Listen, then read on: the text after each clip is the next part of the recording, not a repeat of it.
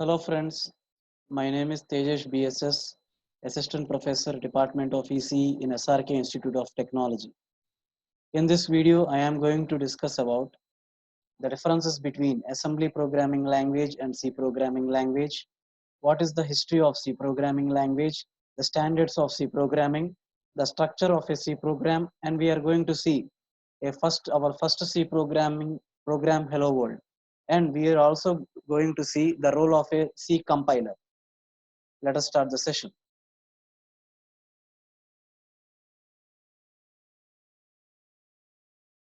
What is meant by a program? Program is nothing but a series or a set of instruction that we are going to give to a computer to accomplish a task. How we are going to give these set of instructions or series of instructions to the computer? We are going to write programs with the help of programming languages in order to accomplish a task. Next, we are going to have two softwares called as compiler and interpreter. What is the purpose of compiler and what is the purpose of interpreter? We are going to see in the upcoming videos. Coming to the programming language, we are going to learn is a C programming language. The C programming uses the software called as compiler. Next, programming language is classified into two parts. First is the low level language and the next one is the high level language. If we see, the low level language is again subdivided into two parts called as machine language and assembly language. Machine language is nothing but a combination of zeros and ones, and assembly language we are going to use some directives, we are going to use some opcodes, instructions, etc. So we will see machine language.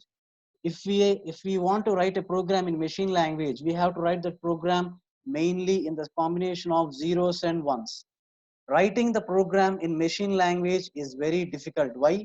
Let us take an example. In our mobile phone, we will have so many mobile numbers, but at a stance we are able to remember up to 4 to 5 numbers. In the real world, if we want to write a program in machine language, how many number of zeros and ones combination we can remember? So it is very difficult. Next, coming to assembly language. This assembly language is mainly particularly used for a dedicated microprocessor or a dedicated microcontroller. Let us take an example. If we see 8051 microcontroller, the instructions that are used by the 8051 microcontroller are different to the instructions that are used for the ARM microcontrollers. Means for every set of microcontrollers and microprocessors, the instruction sequence, then instructions format is going to be changed.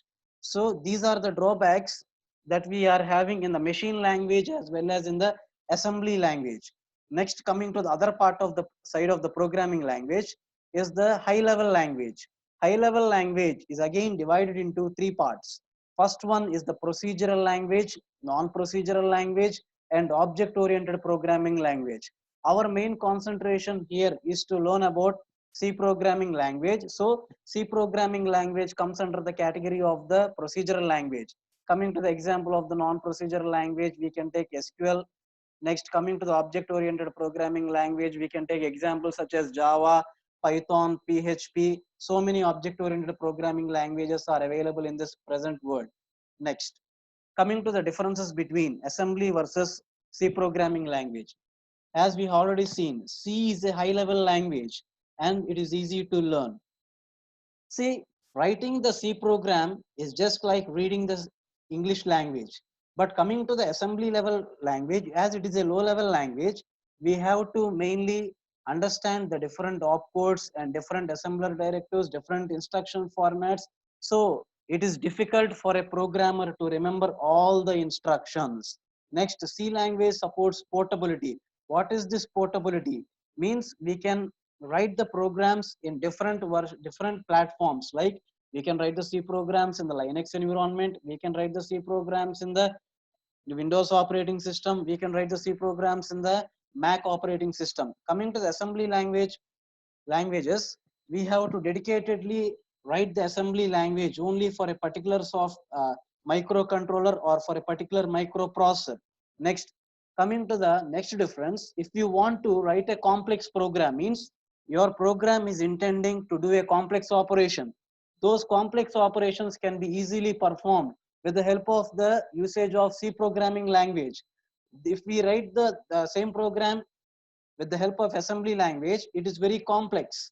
Means the developer has to take more amount of time in order to accomplish the task. Next, coming to the C history.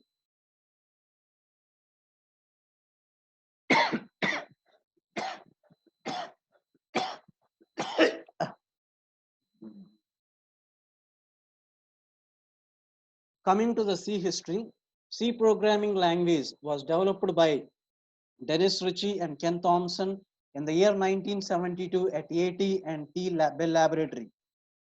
Towards the right side of the slide, we can see Dennis Ritchie. Towards the left side, we can see the Ken Thompson images.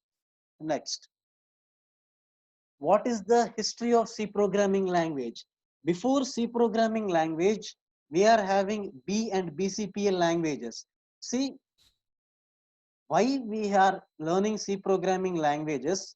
What is the main intention of the C programming language? Initially, C programming language was not developed to write C programs or our programs such as we are writing in our day-to-day coursework. The main intention and the main purpose of creating this C language is to develop an operating system called as Unix operating system. Next, after the Unix operating system, as it is written in the C programming language, the C programming language become very popular. Next, what are the different standards of C programming language? We are having ANSI standard, that is C89, C90, C99 and C11. Next, coming to the executing of a C program.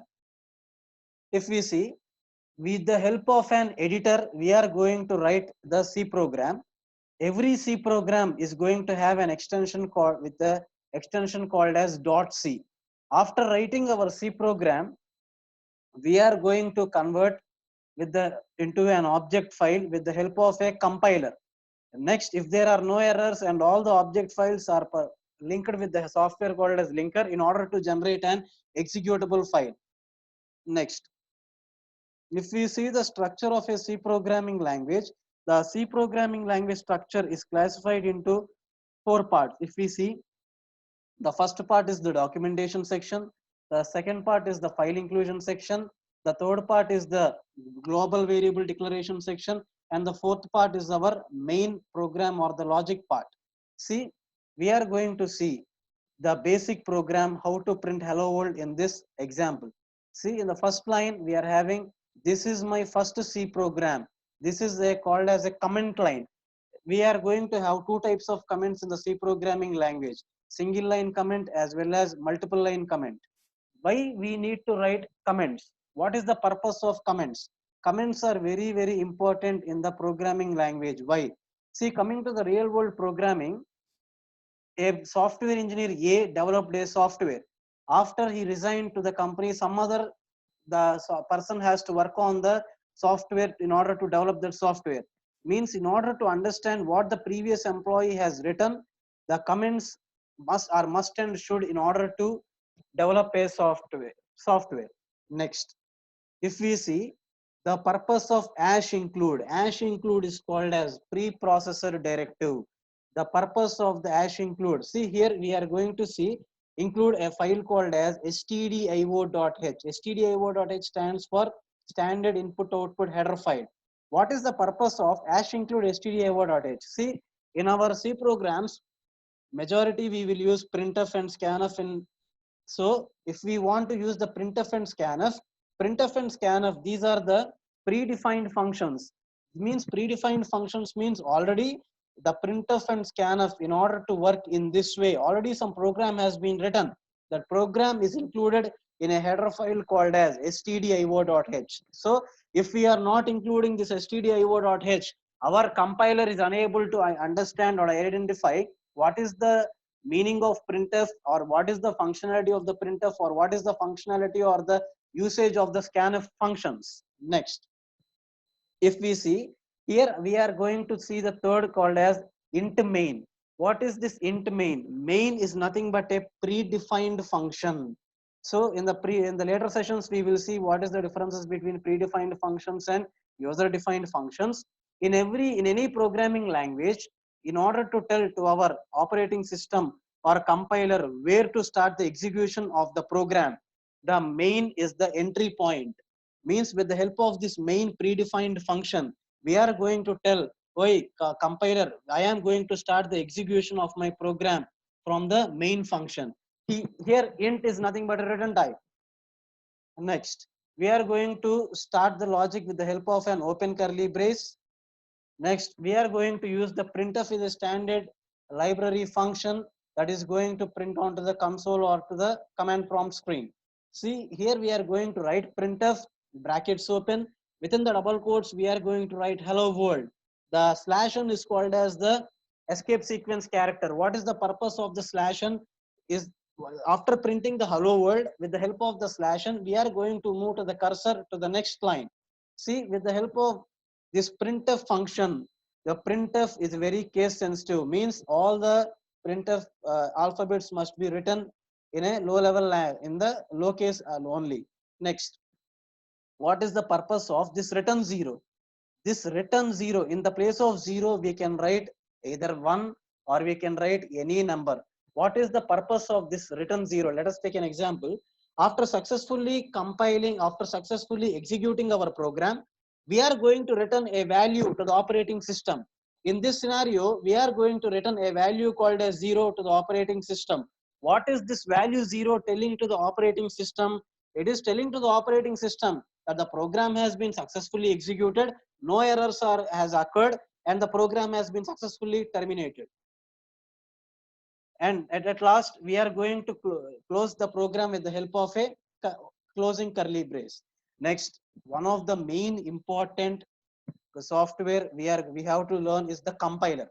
Compiler is a program. It is also a software. In order to develop as a compiler also, we have written some set of instructions for the compiler. So compiler, what is the purpose of the compiler? Compiler is mainly used for converting the program that we have written in the C language. C language is a high level language.